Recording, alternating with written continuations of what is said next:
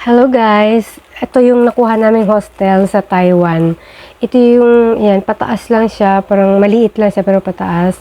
Tapos ito yung makikita niya sa entrance. Ito yung pinili namin kasi mataas yung rating niya guys. Tapos, mura lang.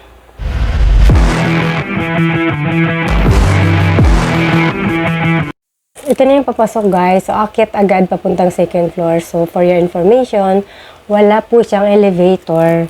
Hanggang fourth story to. Pero kami, sa third floor kami. Since hostel siya guys, itong second floor, nandito yung mga shared rooms, shared kitchen, shared dining. In short, dito sa second floor, ang mga shared areas. Ayan, like may bathroom and toilet. So, magkaiba yan. Ayan, o. Bathroom and toilet. Dito rin yung dining area. Tapos, ayan, may kitchen din, may ref. Tapos yung water, hot and cold water. Kami, may sarili kaming room, pero pwede kaming kumuha dyan. Ayan, may blower din. Tapos, ayan, maraming blower. Kasi shared room, tapos may locker. Yung, hindi ko lang sure guys, kung magkano yung bayad sa mga shared rooms.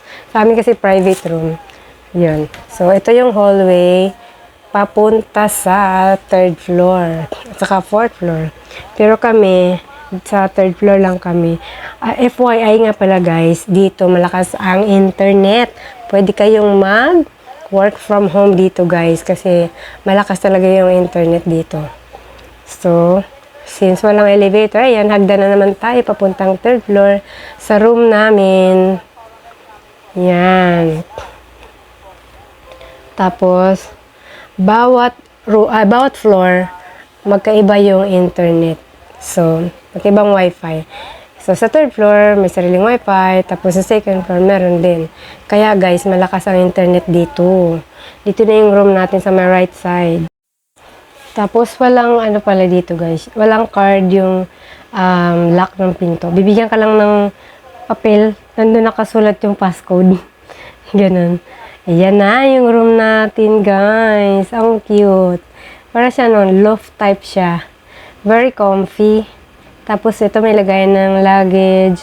Sa ilalim ng ano yan ha, ng kama yan. Lagayan ng luggage. Tapos lagayan ng mga damit. Yan, yung mga ano, marami siyang mga lagayan. Yung cabinet, pero open lang siya, walang pinto. Meron pang blower. May towel din siya. Hindi ko na-expect na may ganyan pa kasi hostel lang. Tapos, 8,000 pesos for 2 persons. Tapos, 3 nights, 4 days kami dito. Ayan, may table siya. Pwedeng itago yung table, itulak doon pa ilalim. Tapos, pwedeng hilahin niya. Malit na table lang. Tapos, 1 chair lang. Ayan yung mga hangiran ng damit. Ito yung packet sa loft type na tulugan. Ayan, very comfortable yung ano nila, yung bed. Ano ba to? Double size ba tong bed na to? O queen size? Basta ano siya guys, maluwag siya para sa dalawa. Pwedeng tatlo. Pwedeng tatlo matulog doon. Tapos may bintana pa.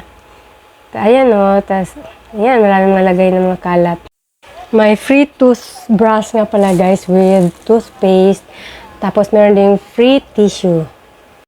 Walang drinking water dito pero kumukuha kami sa baba. Ito yung CR nila guys, ang ganda. Tapos, merong libreng shampoo at sabon, body soap.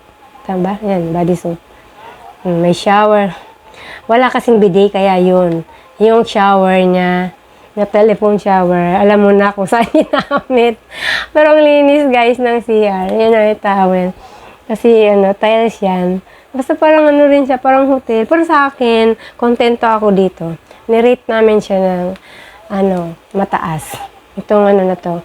Kasi although hindi naman sila mapupunta sa inyo para kakatok tapos maglilinis, walang ganun kasi hostel naman siya. Pero kontento naman kami kasi nga maganda yung room niya. Tapos tahimik dito guys, kaya pwede talaga mag-work from home. Walking distance lang to guys sa Simending. Thank you for watching guys!